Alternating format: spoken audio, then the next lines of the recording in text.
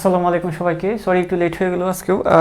যাই হোক, আমাদের গত ক্লাসে আমরা পড়ছিলাম যে সালোক সংশ্লেষণ প্রক্রিয়ার মধ্যে যে দুইটা পর্যায় আছে, একটা হচ্ছে আলোক পর্যায় আর একটা হচ্ছে অন্ধকার পর্যায়। তো আলোক পর্যায়ে দুইটা জিনিস তৈরি হয়, একটা হচ্ছে এটিপি এবং এটিপির সাথে তৈরি হবে NADPH2। যদি শুধু এটিপি তৈরি হয় তাহলে সেটাকে বলি আমরা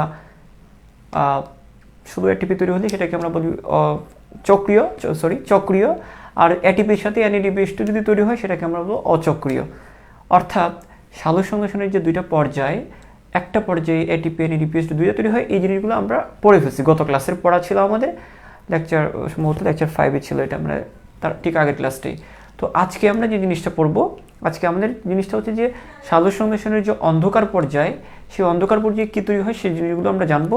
অন্ধকার পর্যায়ে মূলত গ্লুকোজটা তৈরি হয় এবং গ্লুকোজটা কী কী উপায়ে তৈরি হতে পারে সেটা আমরা একটু দেখবো। হ্যাঁ, আচ্ছা ঠিক আছে, আশা করি। হ্যাঁ, তো আমি তোমাদেরকে যদি বিক্রিয়াটা করে দেখাই, সালোক সংশ্লেষণ। দেখো, সালোক সংশ্লেষণের বিক্রিয়াটা হচ্ছে এরকম। সালোক সংশ্লেষণ এর বিক্রিয়াটা হচ্ছে না এরকম যে কার্বন ডাইঅক্সাইড এবং পানি মিলে গ্লুকোজ তৈরি হয়, তাই না? এটা হচ্ছে মূল বিক্রিয়াটা এবং তার সাথে অক্সিজেন তৈরি হয়। এখন কথা হচ্ছে এই জায়গায় কি কাজ করে, এখানে কি লাগবে? সূর্যের আলোক লাগবে, সূর্যের আলোক। হ্যাঁ, সূর্য আলোক লাগবে। এখন দেখো, এই সূর্যালোকের সাহায্যে প্রথমে কি তৈরি হয়? সূর্যের আলোর সাহায্যে প্রথমে এটিপি অথবা এটিপির সাথে NADPH2 প্লাস। এখন কথা হচ্ছে এই যে দুইটা জিনিস খেয়াল করো, একটু দেখো, এই যে এই দুইটা জিনিস, এই শুধুমাত্র এই যে এটা হচ্ছে আলোক পর্যায়ে, সরাসরি আলো পড়ার পরে দুইটা জিনিস তৈরি হচ্ছে, আমরা গত ক্লাসে পড়ছিলাম। এটাকে আমরা বলি আলোক পর্যায়। আর আলোক পর্যায় যেহেতু সরাসরি আলো পড়তেছে এখানে, আর এইগুলোর সাহায্যে গ্লুকোজটা তৈরি হচ্ছে, সুতরাং আমরা এই পর্যায়টাকে বলবো অন্ধকার পর্যায়। এইগুলোর সাহায্যে এই দুইটা জিনিস মিলে গ্লুকোজ তৈরি হচ্ছে, এটা হচ্ছে কি অন্ধকার পর্যায়। হ্যাঁ, অন্ধকার পর্যায়, ঠিক আছে, অন্ধকার পর্যায়। এখন একটা জিনিস খেয়াল করো, এই যে আলোক পর্যায়, এটা কি? এটা আলোক পর্যায়, এটা হচ্ছে অন্ধকার পর্যায়। এখন দেখো, আমি তোমাকে যদি বলি যে এই দুইটা জিনিস মিলে মানে এই অন্ধকার পর্যায়ে যে গ্লুকোজটা সেটা আসলে কিভাবে তৈরি হয় সেটা আমরা একটু জানবো। এই অন্ধকার যে পর্যায়ের গ্লুকোজটা, যেমন দেখো আলোক পর্যায়ে এটিপি অথবা এটিপির সাথে NADPH2 তৈরি হয়, তাই না? আলোক পর্যায়ে এটিপি এবং এটিপির সাথে NADPH2 তৈরি হয়। এখন কথা হচ্ছে, জিনিসটা হচ্ছে যে এই একটা জিনিস খেয়াল করো যে আলোক পর্যায়ে দেখো, যে আলোক পর্যায়ে এটিপি বা এটিপির সাথে NADPH2 যে তৈরি হচ্ছে, একটা জিনিস বোঝার চেষ্টা করো যে এখানে কিন্তু দুইটা উপায় হচ্ছে, যেটাকে আমরা বলতেছি, এটাকে আমরা বলতেছি চক্রীয় আর এটাকে আমরা বলতেছি অচক্রীয়। এগুলো আমাদের গত ক্লাসে পড়া ছিল, তাই না? তো এই আলোক পর্যায়ে এটিপির সাথে যে NADPH2 তৈরি হচ্ছে, এটা কিন্তু দুইটা উপায়ে হয়। অর্থাৎ আলোক পর্যায়ে কয়টা উপায় হয়? দুইটা উপায়ে হয়। ঠিক একইভাবে অন্ধকার পর্যায়ে যে গ্লুকোজ তৈরি হয় সেটাও কিন্তু বিভিন্নভাবে হতে পারে বিভিন্ন উদ্ভিদে। অন্ধকার পর্যায়ে যে গ্লুকোজটা তৈরি হচ্ছে সেটাও কিন্তু এখানে যেমন দুইটা উপায়, এখানে আছে তিনটা উপায়, তিনটা পদ্ধতিতে এই গ্লুকোজটা তৈরি হতে পারে। সেটা তোমাদেরকে আমি একটু করে দেখাচ্ছি। একটা, মূলত এই কার্বন ডাইঅক্সাইডটা এই গ্লুকোজে পরিণত হবে, ঠিক আছে? মাঝখানে পানিটা কি হবে? কারণ তোমরা জানো পানিটা কোথায় বিপরীত হয়ে যাবে, পানিটা ওই যে পানি থেকেই কিন্তু NADPH2 তৈরি হবে, আর NADPH2গুলোর সাহায্যেই কিন্তু এটা তৈরি হবে। অর্থাৎ আমি আলটিমেটলি যেটা বলতে চাচ্ছি যে কার্বন ডাইঅক্সাইডের পানি মিলে গ্লুকোজ তৈরি হওয়ার সময় বিভিন্ন উদ্ভিদে বিভিন্ন রকমভাবে হয়। কার্বন ডাইঅক্সাইডের পানি মিলে গ্লুকোজ তৈরি হওয়ার সময় যে রাস্তাটা, যে পদ্ধতিটা, তিনটা পদ্ধতি আছে, তিন রকমের উদ্ভিদ আছে। তার মধ্যে একটা জিনিস আমি তোমাকে যদি বলি যে কার্বন ডাইঅক্সাইডটা সরাসরি তার গ্লুকোজে পরিণত হয় না, কার্বন ডাইঅক্সাইডটা ধাপে ধাপে বিভিন্ন পদার্থে পরিণত হয়। কার্বন ডাইঅক্সাইড থেকে একটা পদার্থ, তারপর আরেকটা পদার্থ, তারপর আরেকটা পদার্থ, এইভাবে পদার্থ হইতে এক পর্যায়ে গ্লুকোজটা তৈরি হয়। মানে এখানে অনেকগুলো চক্রাকারে বিক্রিয়া হয়। এই চক্রাকারে বিক্রিয়ার মাধ্যমে হইতে গ্লুকোজ তৈরি হওয়ার সময় মাঝখানে একটা স্থায়ী পদার্থ, মোটামুটি স্থায়ী পদার্থ একটা তৈরি হবে। সেই পদার্থটার নাম হচ্ছে, এই নামটা এখানে লাগবে না, আমরা একটু পরেই পড়বো। সেই পদার্থটা তৈরি হয়, যে স্থায়ী পদার্থটা তৈরি হয় সেটা 3 কার্বনের। আচ্ছা, আমি নামটা বলে দিই, সেটা হচ্ছে 3-ফসফোগ্লিসারিক অ্যাসিড। কি বলবো আমরা? আমি সংক্ষেপে লিখতেছি, 3-ফসফোগ্লিসারিক অ্যাসিড তৈরি হয়। যেহেতু 3-ফসফোগ্লিসারিক অ্যাসিডটা 3 কার্বনের, সেহেতু এই পুরা চক্রটাকে আমরা বলবো হ্যাঁ, এই পুরো চক্রটাকে আমরা বলবো C3 চক্র। কি চক্র? C3 চক্র। তাহলে দেখো আমি কি কি বললাম এখানে একটু ভালো করে বুঝো। আমি বললাম যে কার্বন ডাইঅক্সাইড থেকে গ্লুকোজ তৈরি হয়, এবং এই কার্বন ডাইঅক্সাইড থেকে গ্লুকোজটা কিন্তু এক ধাপে হয় না। কার্বন ডাইঅক্সাইড থেকে একটা পদার্থ, তারপর আরেকটা পদার্থ, ধাপে ধাপে অনেকগুলো পদার্থ তৈরি হয়, হইতে এক পর্যায়ে গ্লুকোজ তৈরি হয়। তো এখানে চক্রাকারে অনেকগুলো বিক্রিয়া চলতেছে, কিন্তু এই বিক্রিয়া কীভাবে চলে বিক্রিয়াগুলো আমরা দেখবো। তো এই অনেকগুলো পদার্থ তৈরি হওয়ার মধ্যে যে একটা পদার্থ স্থায়ী হয়, একটা পদার্থ মোটামুটি স্থায়ী থাকে, কিছুক্ষণ স্থায়ী থাকে, ওই পদার্থটার নাম হচ্ছে 3-ফসফোগ্লিসারিক অ্যাসিড। আর এই পদার্থটা 3 কার্বনের হওয়ার কারণে একে আমরা C3 চক্র বলি। কি বলে থাকি আমরা? এই পুরো চক্রটাকে আমরা C3 চক্র বলি। ওকে, ফাইন। এখন আমরা যে কাজটা করব, যে এটাকে আর কোনো উপায় হইতে পারে। হ্যাঁ, এটা আরেকটা পদ্ধতি আছে যেখানে দেখা গেছে যে এখানে চক্রাকারে অনেকগুলো বিক্রিয়া হইতে এক পর্যায়ে গ্লুকোজ তৈরি হবে। তো তখন মাঝখানে অন্য একটা স্থায়ী পদার্থ দেখা যায়, সেটা হচ্ছে অক্সালো অ্যাসিটিক অ্যাসিড। কি নাম? অক্সালো অ্যাসিটিক অ্যাসিড। অক্সালো অ্যাসিটিক অ্যাসিড, আমি একটু সংক্ষেপে লিখতেছি, অক্সালো অ্যাসিটিক অ্যাসিড। ওইটা এই পদার্থটা হচ্ছে 4 কার্বনের, আর এটা 4 কার্বনের হওয়ার কারণে এই যে পুরা চক্রকারে যে অনেকগুলো বিক্রিয়া হচ্ছে সেটাকে বলি আমরা C4 চক্র। কি চক্র? C4 চক্র। ঠিক আছে। তারপর আমরা যদি বলি যে স্যার আরও কোনো উপায় হতে পারে, হ্যাঁ আরও কোনো উপায় হতে পারে, সেটা আমরা যদি বলি একটু করে দেখি যে আরেকটা উপায় আছে আমাদেরকে যদি বলা হয়, সেটা হচ্ছে যে এখানে এখানে স্থায়ী পদার্থের কথাটা বলতেছে না, এখানে বলা হচ্ছে যে ডিফারেন্ট একটা সিস্টেম যেটাকে বলে ক্র্যাসোলিসিয়ান অ্যাসিড মেটাবলিজম। এটাকে তোমাদের বইয়ে এত ডিটেলে আলোচনা করা নেই, তবে আমি নেক্সট ক্লাসে একটু করে আলোচনা করে দিব। হ্যাঁ, তো দেখো এটাকে আমরা অন্য একটা সিস্টেমে হচ্ছে, এই সিস্টেমটার নাম হচ্ছে crassulacean acid metabolism. Crassulacean acid metabolism. কি বলবো এটাকে? Crassulacean acid metabolism. তাহলে দেখো প্রথম কথা হচ্ছে কার্বন ডাইঅক্সাইড থেকে গ্লুকোজটা তৈরি হবে। এটা অনেকগুলা একটা পদার্থ থেকে আরেকটা পদার্থ, আরেকটা পদার্থ থেকে আরেকটা পদার্থ, এরকম পদার্থ হইতে এক পর্যায়ে গ্লুকোজ তৈরি হবে। অনেকগুলো চক্রাকারে অনেকগুলো বিক্রিয়া হবে। তবে এই বিক্রিয়াগুলোর মধ্যে একটা পদার্থ মোটামুটি স্থায়ী থাকবে, সেই পদার্থটাকে বলা হয় একটা পদার্থ না, অনেকগুলো পদার্থ স্থায়ী থাকবে, তবে যে পদার্থটা প্রথম স্থায়ী হবে সেটাকে বলা হয় প্রথম স্থায়ী পদার্থ। তবে এই দেখো এখানে যদি যে পদ্ধতিতে প্রথম স্থায়ী পদার্থের নাম 3-ফসফোগ্লিসারিক অ্যাসিড, প্রথম স্থায়ী পদার্থটা কি? 3-ফসফোগ্লিসারিক অ্যাসিড। প্রথম স্থায়ী পদার্থ হচ্ছে 3-ফসফোগ্লিসারিক অ্যাসিড, সেই চক্রটাকে আমরা বলবো C3 চক্র। আর যে চক্রের মধ্যে চক্রাকার যে বিক্রিয়াগুলোর মধ্যে প্রথম স্থায়ী পদার্থটা 4 কার্বনের অক্সালো অ্যাসিটিক অ্যাসিড, তখন সেটাকে আমরা বলবো C4 চক্র। আবার আরেকটা ভিন্ন পদ্ধতি আছে, যেটা হচ্ছে ক্র্যাসোলিসিয়ান অ্যাসিড মেটাবলিজম। তাহলে আলটিমেটলি আমরা পাইলাম কি? আলোক পর্যায়টা দুইটা ভাবে বিভক্ত, একটা চক্রীয় একটা অচক্রীয়। আর অন্ধকার পর্যায়টা কয়টা ভাগে বিভক্ত হইলো তাহলে? 1টা 2টা 3টা। তাহলে অন্ধকার পর্যায় 3টা ভাগে বিভক্ত হইলো। এটা আলোক পর্যায়, এটা অন্ধকার পর্যায়। তো অন্ধকার পর্যায় কয়টা? অন্ধকার পর্যায়কে আমরা কয় ভাগে ভাগ করতে পারি? অন্ধকার পর্যায় তোমাদেরকে একটু রিকোয়েস্ট করব যে বইটা একটু করে রিডিং দিবা তারপরেও, কারণ আমি যেহেতু ওইগুলো একটু ফার্স্ট শেষ করতে হবে আমার, লাইন বাই লাইন পড়ানোটা আমি তবে চেষ্টা করতেছি। আমি গত ক্লাসে কিন্তু এটা সহ আলোচনা করতে চাইছিলাম, কিন্তু ওইটার মধ্যে ডিটেলি পড়ায় ঢুকে গেছি, আবার ডিটেলি পড়াইতেছে। দেখি এটাও আজকে আমি ডিটেলি পড়াবো, তবে তারপরে তোমরা মাঝখানে জিনিসগুলো একটু রিডিং দিবা। হ্যাঁ, কারণ এখানে কে আবিষ্কার করছে, তারপর হচ্ছে কত সাল, এই জিনিসগুলো একটু দেখবো অবশ্যই। তবে আমি তোমাদের একদম বেসিক যে জিনিসটা, যে জটিল যে বিষয়টা, সেটা একদম ক্লিয়ার করে দিব। আর বাকি জিনিসগুলো আশা করি যে তুমি নিজে নিজে দেখতেও পারবা। হ্যাঁ, আচ্ছা ঠিক আছে। আমরা যদি একটু করে দেখি, আমরা এই জিনিসগুলো আশা করি এই তো। আচ্ছা, এখন আমরা এটা মুছে দিই। আচ্ছা, তাহলে আমরা এখন জানবো যে স্যার আপনি বলছেন যে কার্বন ডাইঅক্সাইড থেকে কি হয়? গ্লুকোজ তৈরি হয়। সেটা আসলে কিভাবে হয়?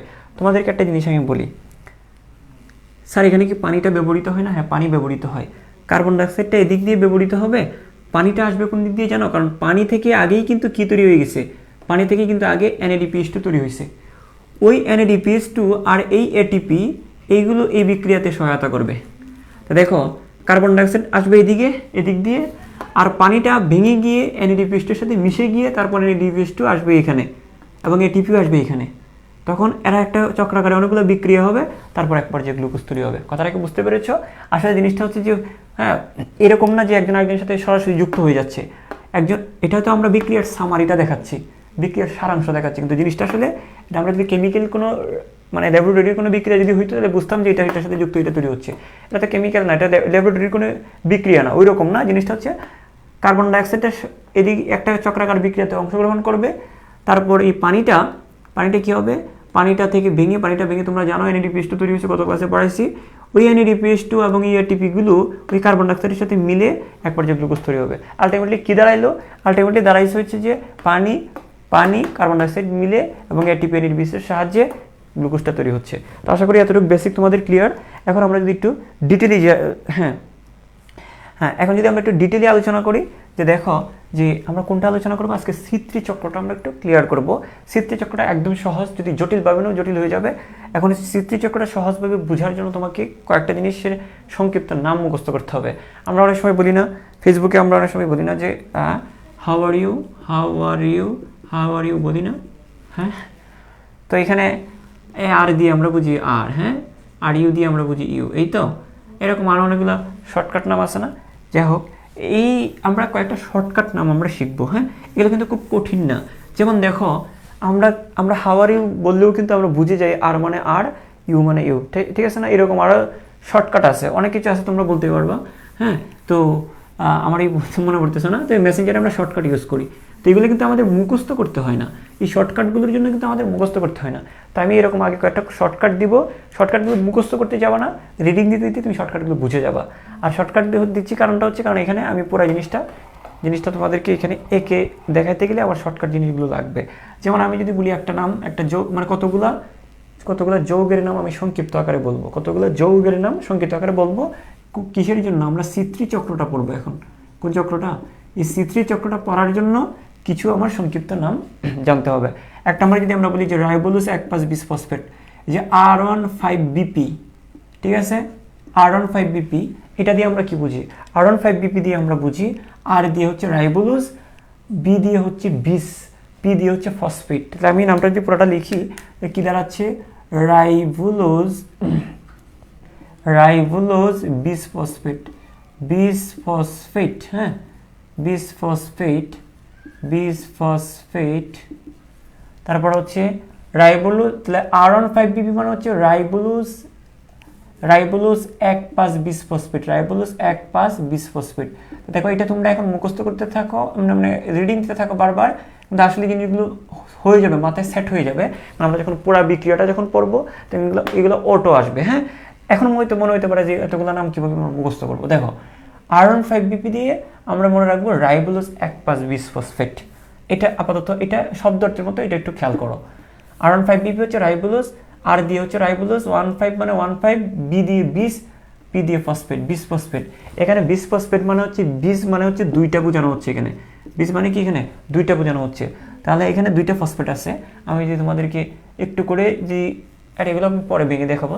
আচ্ছা, তারপর R15BP গেল, তারপর হচ্ছে একটা যৌগ আছে কিটো অ্যাসিডটা আছে, তারপরে কিটো অ্যাসিড ভেঙে দেখো জিনিসটা হয়, আমি নামটা শুধু বলতেছি, প্রক্রিয়াটা পরে দেখাচ্ছি।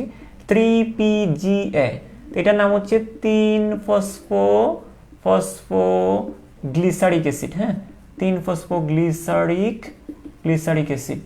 তাহলে ভালো করে খেয়াল করো, 3-ফসফোগ্লিসারিক অ্যাসিড। তো 3PGA এই কথাটা মানে হচ্ছে 3-ফসফোগ্লিসারিক অ্যাসিড। তারপরে হচ্ছে 13BPGA, হ্যাঁ, 13BPGA, এটার মানে হচ্ছে 1,3 বিসফসফোগ্লিসারিক অ্যাসিড, হ্যাঁ। তো দেখো 1,3 বিসফসফোগ্লিসারিক অ্যাসিড। আচ্ছা, তাহলে 3PGA মানে 3-ফসফোগ্লিসারিক অ্যাসিড, 13BPGA মানে 1,3 বিসফসফোগ্লিসারিক অ্যাসিড। তারপর আমরা যদি দেখি, তারপরে আমরা দেখি যে G3P, এটার মানে কি? এটার মানে হচ্ছে গ্লিসারালডিহাইড, হ্যাঁ, 3-ফসফেট, গ্লিসারালডিহাইড 3-ফসফেট, হ্যাঁ। এই যে জি দিয়ে গ্লিসারালডিহাইড, 3 দিয়ে 3-ফসফেট। আমি এই জিনিসগুলো একটু করে আসলে জায়গার শর্ট সংক্ষেপে লিখি। Glyceraldehyde three phosphate, glyceraldehyde three phosphate. এই জিনিসটা আরো ডিটেইলি বোঝার জন্য কোষ রসায়ন জিনিসটা পড়ানো উচিত। আসলে তোমাদের একটু শর্ট সিলেবাসে কোষ রসায়ন চ্যাপ্টারটা নাই, তো আমি ওইটা ওইটা আরও ডিটেলি বুঝিয়ে পড়ার জন্য কোষাসনটা ক্লিয়ার হলে তুমি এটা আরও বুঝতে, তবে কোষাসনটা না পড়েও অন্যভাবে আমরা কীভাবে শিখতে পারি সেটা আমি দেখাচ্ছি। তাহলে G3P মানে গ্লিসারলডিহাইড 3-ফসফেট। তারপর হচ্ছে Da3P, হ্যাঁ, Da3P এটার মানে হচ্ছে ডাইহাইড্রোক্সি অ্যাসিটোন, ডি দিয়ে ডাইহাইড্রোক্সি, এ দিয়ে অ্যাসিটোন 3 দিয়ে 3-ফসফেট, হ্যাঁ, 3-ফসফেট, ঠিক আছে। তারপর হচ্ছে এই তো, তারপরে যদি আমরা জানি যে এখানে আর কি আছে, এখানে আমরা জানবো যে F16BP, এখানে দেখো আমি পুরো জিনিসটা আবার একটু তোমাদেরকে রিভাইজ করে দিব। F16BP মানে হচ্ছে ফ্রুক্টোজ, তোমরা মুখস্থ করতে থাকো ফ্রুক্টোজ, তাহলে তোমার পুরো প্রক্রিয়াটা মুখস্থ হয়ে যাবে। ফ্রুক্টোজ 16 ঠিক আছে। তারপর আমরা যদি বলি F6P মানে হচ্ছে ফ্রুক্টোজ 6-ফসফেট। তারপর হচ্ছে ফ্রুক্টোজ 6-ফসফেট। তারপর আমরা কি বলবো, G6P, হ্যাঁ, G6P এটা হচ্ছে গ্লুকোজ 6-ফসফেট, ঠিক আছে না। তারপর হচ্ছে G1P, এটা মানে হচ্ছে গ্লুকোজ 1-ফসফেট, ঠিক আছে। আচ্ছা, আরেকটা জিনিস আমরা দেখবো এখানে যে স্যার এগুলো তো অনেক কঠিন লাগতেছে না, কঠিন লাগবে না, একটু ধৈর্য ধরো। তারপর হচ্ছে G3P তো হয়ে গেছে, আমরা E4P পড়বো, আমরা E4P ইরিথ্রোজ 4-ফসফেট,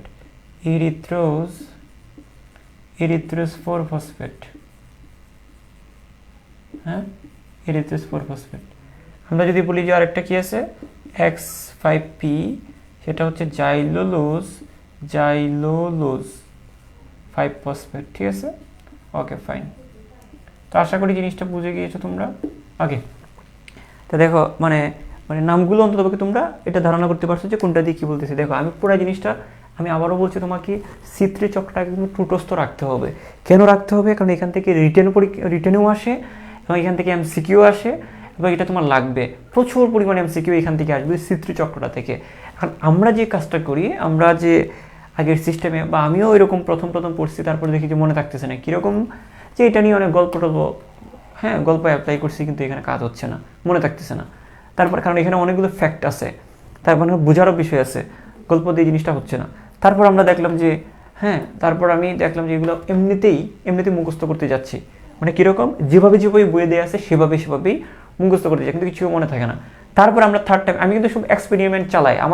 আমার একই ক্লাসে যে ক্লাসটা এখানে নিচ্ছি, এটা আমি 1 সপ্তাহ পরে 1 মাস পরে দেখবো যে এই ক্লাসটার আরও আপডেটেড ভার্সন হচ্ছে। তো আমি সবসময় এই জিনিসটা সবসময় করি। তো প্রত্যেকটা ক্লাস আমি প্রতিদিন একটা থেকে আরেকটা ডেভেলপ করার চেষ্টা করি। তো এই জিনিসটা আমি তোমাকে বলতেছি, এই মুহূর্তে আমার কাছে যেটা সহজ আমার মতে, সেটা হচ্ছে যে তুমি এই জিনিসগুলো কীভাবে শিখবা, যেটা হচ্ছে যে তুমি পুরা নামটা পড়বা না।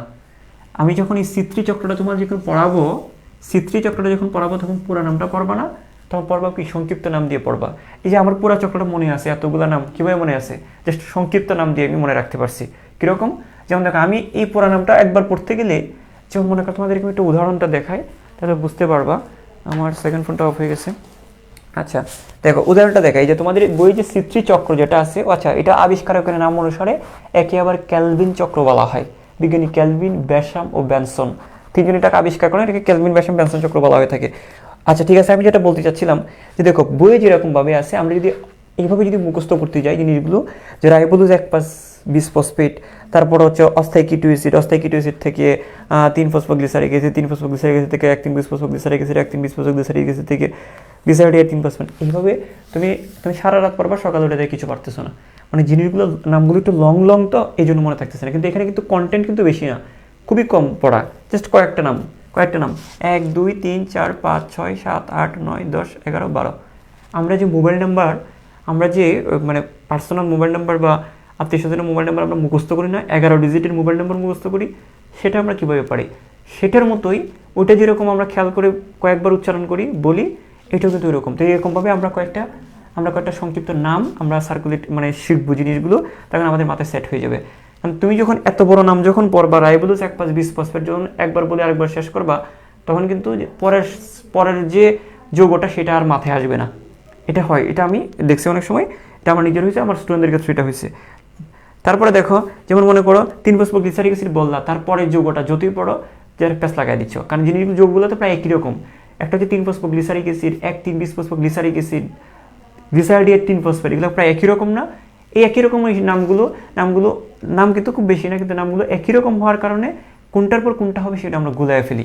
এই জন্য তোমাদেরকে বারবার আমি বলতেছি যে আমি যে সিস্টেমটা বলতেছি সেই সিস্টেমে তুমি মুখস্থ রাখবা, বা তুমি ওই চক্রটা তুমি মাথায় রাখবা, যেটা আমার মাথায় এখন আছে। সেটা আমি বলতেছি যে আগে তাহলে আমার কাজ হচ্ছে যে এই যে সংক্ষিপ্ত জিনিসগুলো মুখস্থ করে ফেলা, ঠিক আছে? একটা হচ্ছে R15BP, সেটা হচ্ছে রাইবোলোজ 1,5,20-ফসফেট। আর দিয়ে রাইবোলোজ, বি দিয়ে 20 আর পি দিয়ে ফসফেট, রাইবোলোজ 1,5,20-ফসফেট। খুব কঠিন না কিন্তু, রাইবোলোজ 1,5,20। তাহলে দেখো এখানে আর দিয়ে কি হবে, আর দিয়ে এখানে একটা জিনিসই রাইবোলোজ, আর এটা তো বোঝাই যাচ্ছে 1,5,20-ফসফেট মানে 2টা ফসফেট। আচ্ছা, তারপরে দেখো এখানে দেখো GA আছে মানে কি, GA আছে মানে এখানে গ্লিসারিক অ্যাসিড। GA মানে কি, G এর সাথে A আছে, এটা গ্লিসারিক অ্যাসিড। এই যে দেখো গ্লিসারিক অ্যাসিড, তাহলে দেখো কেমন গ্লিসারিক অ্যাসিড, 3-ফসফোগ্লিসারিক অ্যাসিড। তারপরে দেখো এখানেও GA আছে, তার মানে এটাও গ্লিসারিক অ্যাসিড। মূল যৌগটা হচ্ছে গ্লিসারিক অ্যাসিড, এই যে মূল যৌগটা গ্লিসারিক অ্যাসিড, G এর সাথে A, তো এটাও কিন্তু মূল যৌগটা কিন্তু গ্লিসারিক অ্যাসিড। তো এটা কিরকম হবে, এটাও কিন্তু 1,3,20-ফসফোগ্লিসারিক অ্যাসিড। কি হবে, এই যে সামনে 1,3BP আছে, তো 1,3,20-ফসফোগ্লিসারিক অ্যাসিড। তারপর যেটা তোমাকে খেয়াল রাখতে হবে, এখানে একটা যৌগ আছে G3P হচ্ছে, এটা হচ্ছে অ্যালডিহাইড যৌগ, এটা হচ্ছে গ্লিসারালডিহাইড, এটা হচ্ছে অ্যালডিহাইড যৌগ। তারপর আমরা যদি বলি যে DA3P মানে কি, DA3P মানে হচ্ছে ডাইহাইড্রক্সি অ্যাসিটোন, যে ডাইহাইড্রক্সি অ্যাসিটোন। F মানেই ফ্রুক্টোজ, F মানেই কি ফ্রুক্টোজ, ঠিক আছে? শুধু আমরা মনে রাখবো কয়টা ফসফেট আছে, এটা তো আমরা এই F16BP F6P এভাবে মনে রাখবো। তারপরে G6P মানে কি, গ্লুকোজ 6-ফসফেট, G1P গ্লুকোজ 1-ফসফেট, E4P E4-ফসফেট, আর X5P মানে কি জাইলোলোজ 5-ফসফেট। তো দেখো এখানে খুব জায়গায় এখানে কিন্তু নামগুলো দেখো, এখানে নামগুলো প্রায় একই রকম, একটা পড়তে গেলে তোমার আরেকটা চলে আসে, কিন্তু আমরা যখন সংক্ষিপ্ত ভার্সনে পড়বো তখন জিনিসগুলো এরকম হচ্ছে। দেখো GA মানে গ্লিসারিক অ্যাসিড, শুধু G হইলে, হ্যাঁ যদি G থাকে, G হইলে গ্লিসারিক অ্যাসিড, কিন্তু G হইলে গ্লুকোজ, হইলে গ্লিসারিক অ্যাসিড, কিন্তু শুধু G হইলে কি, হইলে গ্লুকোজ। এটা একবার মাথায় সেট করে নিলেই তোমার হয়ে যাচ্ছে। আর F মানেই ফ্রুক্টোজ, ঠিক আছে? আর G3Pটা হচ্ছে গ্লিসারাইডের 3-ফসফেট। তোমরা এইভাবে যদি একটু শব্দার্থের মতো করে জিনিসগুলো করো, তাহলে আমি তোমার জন্য এটা সহজ হবে। তোমার কাজই হচ্ছে C3 চক্র, তোমার আর কিছু লাগবে না। তোমার প্রথম কাজই হচ্ছে জিনিসগুলো সংক্ষিপ্ত ভার্সনটা তোমার করে ফেলা। তোমার সংক্ষিপ্ত ভার্সন থেকে তুমি যখন এটাতে যাবা, এটা থেকে তখন এটা যাবা, তোমার এই নামগুলো অটো চলে আসবে। R15BP, আর মানে রাইবোলোজ 1,5,20-ফসফেট, X দেখো আমি কি বলছিলাম, X5P মানে কি জাইলোলোজ 5-ফসফেট, ঠিক আছে না? X5P মানে কি জাইলোলোজ 5-ফসফেট, ঠিক আছে? E4P মানে কি ইরিথ্রোজ 4-ফসফেট, G1P মানে কি গ্লুকোজ 1-ফসফেট। তো এই জিনিসগুলো আমরা এইভাবে কভার আপ করে নিব। তো আমি প্রথমে যে জায়গাটা তোমাদেরকে বলবো, যে কাজটা করতে হবে, যে আমরা কি বলছিলাম যে কার্বন ডাইঅক্সাইড যৌগটা এই যৌগগুলোর সাথে মিশে গিয়ে এক পর্যায়ে গ্লুকোজ তৈরি করে ফেলে। এই যৌগগুলোর সাথে মিশে গিয়ে, তাহলে প্রথম যে যৌগটার সাথে মিশে সেটা হচ্ছে প্রথম হচ্ছে এই যৌগটার সাথে মিশে। তাহলে কার্বন ডাইঅক্সাইড যৌগটা, এই যে কার্বন ডাইঅক্সাইড যে যৌগটা আছে, ওই কার্বন ডাইঅক্সাইডটা প্রথমে একটা পদার্থের সাথে যুক্ত হয়, সেই যৌগটার নাম হচ্ছে রাইবোলোজ 1,5,20-ফসফেট, রাইবোলোজ 1,5,20-ফসফেট, ঠিক আছে? এই রাইবোলোজ 1,5,20-ফসফেট, তারপরে এটা হচ্ছে কি, এটা থেকে আমরা পাবো রাইবোলোজ 1,5,20-ফসফেট থেকে, এই তাহলে কার্বন ডাইঅক্সাইডটা প্রথম কার সাথে যুক্ত হয় বলো? কার্বন ডাইঅক্সাইডটা প্রথম যুক্ত হয় রাইবোলোজ 1,5,20-ফসফেটের সাথে। তো আমরা এখান থেকে একটা এমসিকিউ জেনে গেলাম, যে আমি বলছিলাম না যে কার্বন ডাইঅক্সাইড থেকে সরাসরি গ্লুকোজ হবে না, কার্বন ডাইঅক্সাইড থেকে কিন্তু সরাসরি গ্লুকোজটা হবে না। এই কার্বন ডাইঅক্সাইড থেকে সরাসরি গ্লুকোজ হবে না, কার্বন ডাইঅক্সাইড আগে অন্য একটা পদার্থের সাথে যুক্ত হতে এক পর্যায়ে গিয়ে গ্লুকোজ তৈরি করবে। হ্যাঁ, তো তো কার্বন ডাইঅক্সাইডের প্রথম যে পদার্থের সাথে যুক্ত হয় সেটা হচ্ছে রাইবোলোজ 1,5 বিসফসফেট। তখন যে পদার্থটা তৈরি হচ্ছে সেটা হচ্ছে সেই যৌগটাকে আমরা বলবো না হ্যাঁ তৈরি হচ্ছে কি সেটা আমরা বলবো, যেহেতু কার্বন ডাইঅক্সাইড যেহেতু প্রথম এটার সাথে যুক্ত হচ্ছে তাই এটাকে বলবো আমরা প্রথম কার্বন ডাইঅক্সাইডের প্রথম গ্রহিতা। এটা হচ্ছে প্রথম গ্রহিতা, কার্বন ডাইঅক্সাইডটাকে গ্রহণ করতেছে তাই এটা হচ্ছে গ্রহিতা। হ্যাঁ এটা হচ্ছে গ্রহিতা, এটাকে আমরা গ্রহিতা বলে থাকি। তো কার্বন ডাইঅক্সাইড রাইবোলোজ 1,5 বিসফসফেটের সাথে যুক্ত হয়ে যে যৌগটা বানাবে সেটাকে আমরা বলবো, এই দুইটা জিনিস মিলে যে জিনিসটা তৈরি হবে সেটা হচ্ছে কিটো অ্যাসিড তৈরি হবে। এখন এই কিটো অ্যাসিডটা হচ্ছে অস্থায়ী, কিটো অ্যাসিডটা অস্থায়ী মানে কি আনস্টেবল। হ্যাঁ এটা হচ্ছে আনস্টেবল মানে এটার সাথে সাথে ভেঙে যাবে, এটার সাথে সাথে ভেঙে যাবে যে জিনিসটা তৈরি হবে। তো ভেঙে গিয়ে যে জিনিসটা তৈরি হবে একটা হচ্ছে G3P, এটার নাম কি, এটার নাম হচ্ছে G3P, সরি তৈরি হবে কি গ্লিসারিক অ্যাসিড। কি তৈরি হবে, গ্লিসারিক অ্যাসিড তৈরি হবে, 3-ফসফোগ্লিসারিক অ্যাসিড 3PGA তৈরি হবে। হ্যাঁ তাহলে এটা হচ্ছে কিটো অ্যাসিড থেকে হবে গ্লিসারিক অ্যাসিড। আমি পুরো জিনিসটা আবার ব্যাখ্যা করে বুঝিয়ে দিব যে কোনটা কীভাবে আসছে, আপাতত আমি মেন জিনিসটা বলতেছি। কিটো অ্যাসিড থেকে 3-ফসফোগ্লিসারিক অ্যাসিড হবে, 3-ফসফোগ্লিসারিক অ্যাসিড থেকে যেটা হবে 1,3-বিসফসফোগ্লিসারিক অ্যাসিড, 1,3-বিসফসফোগ্লিসারিক অ্যাসিড। আর 1,3-বিসফসফোগ্লিসারিক অ্যাসিড থেকে যে জিনিসটা হবে সেটা হচ্ছে এখানে দুইটা পদার্থ একসাথে তৈরি হবে। হ্যাঁ একটা হচ্ছে যে দেখো আমি যদি এভাবে বলি যে পদার্থটা থেকে এরকম হবে, দুটো জিনিস হবে একসাথে, এটা আমরা এভাবে দেখাই, দুটো জিনিস তৈরি হবে, একটা হচ্ছে G3P, একটা হচ্ছে G3P আর একটা হচ্ছে কি DA3P, একটা হচ্ছে G3P আর একটা হচ্ছে DA3P, একটা G3P আর একটা কি DA3P। এখন কথা হচ্ছে এই G3P আর DA3P থেকে যেটা হবে, দেখো আমি পুরো জিনিসটা আবার বলতেছি তোমাদেরকে, ব্যাখ্যাটা পরে দিচ্ছি, আমি মেন জিনিসটা লিখে নিই তোমার, তারপরে তোমাদের ক্লিয়ার হবে। দেখো এই দুইটা জিনিস থেকে আবার একটা জিনিস তৈরি হবে, সেটাকে আমরা বলবো গ্লুকোজ। হ্যাঁ আমরা সেটাকে বলবো না ফ্রুক্টোজ, F16BP মানে F16BP তৈরি হবে, F16BP। আর F16BP থেকে তৈরি হবে F6P থেকে তৈরি হবে G6P আর G6P থেকে তৈরি হবে F6P, G6P থেকে তৈরি হবে, খেয়াল করো, হ্যাঁ 6P আর হচ্ছে আর G1P আর G1P থেকে তৈরি হবে গ্লুকোজ। ঠিক আছে, তাহলে দেখো এই জায়গায় খেয়াল করো, আবার এই জায়গাটা দেখো এই G3P আর F6P, খেয়াল করো G3P আর F6P এই দুটো জিনিস মিলে আবার একটা নতুন যৌগ তৈরি হবে, এই দুটো জিনিস মিলে এগুলো চক্রাকারে হতে থাকবে আর কি। হ্যাঁ তাহলে এই G3P আর F6P দুটো জিনিস মিলে যে জিনিসটা তৈরি হবে একটু খেয়াল করো, সেই যৌগটার নাম হচ্ছে, এখানে দেখো এই যৌগটার নাম হচ্ছে দুইটা যৌগ তৈরি হবে এখান থেকে। আপাতত দেখো আমি শুধুমাত্র মূল বিক্রিয়াটা জাস্ট দেখাচ্ছি, যখন এক্সপ্লেইন করবো তখন তোমার কাছে আরো সহজ হবে। এখান থেকে তৈরি হবে X5P, আর একটা জিনিস এখানে তৈরি হবে E4P। হ্যাঁ আমি এটা করে একটু করে বড় করে দিচ্ছি, একটা X5P একটা হচ্ছে E4P। এখন দেখো X5Pটা আবার খেয়াল করো, X5P থেকে আবার তৈরি হবে R5P থেকে তৈরি হবে R15BP, মানে আগের যৌগটা আবার তৈরি হলো। এইভাবে চক্রাকারে বিক্রিয়াটা হইতে থাকবে, এটা হচ্ছে C3 চক্র। তাহলে দেখো তুমি যদি পুরা যৌগটার নাম মুখস্থ করতে যাও তাহলে কোনটার পর কোনটা হবে সেটা কিন্তু মনে রাখাটা টাফ। হ্যাঁ আমি আবারও বলছি, তুমি যদি পুরা যৌগটা মুখস্থ করতে চাও তাহলে কোনটার পর কোনটা মনে রাখবা সেটা কিন্তু টাফ। তাহলে তুমি জাস্ট এইভাবে পড়বা। কীভাবে পড়বা, R15BP-র সাথে কার্বন ডাইঅক্সাইড যুক্ত হয়ে কিটো অ্যাসিড তৈরি হয়, কিটো অ্যাসিড থেকে ভেঙে গিয়ে 3-ফসফোগ্লিসারিক 3PGA। তাহলে দেখো R15BP কার্বন ডাইঅক্সাইড থেকে কিটো অ্যাসিড থেকে 3PGA থেকে 13BPGA, আর 13BPGA থেকে খেয়াল করো হ্যাঁ G3P আর DA3P থেকে পরবর্তীতে যেটা হয় G3P আর DA3P থেকে আবার একটা নতুন যৌগ তৈরি হচ্ছে, একটা হচ্ছে F16BP, তারপর হচ্ছে F6P, তারপর হচ্ছে G6P, তারপরে G1P, তারপর হচ্ছে গ্লুকোজ।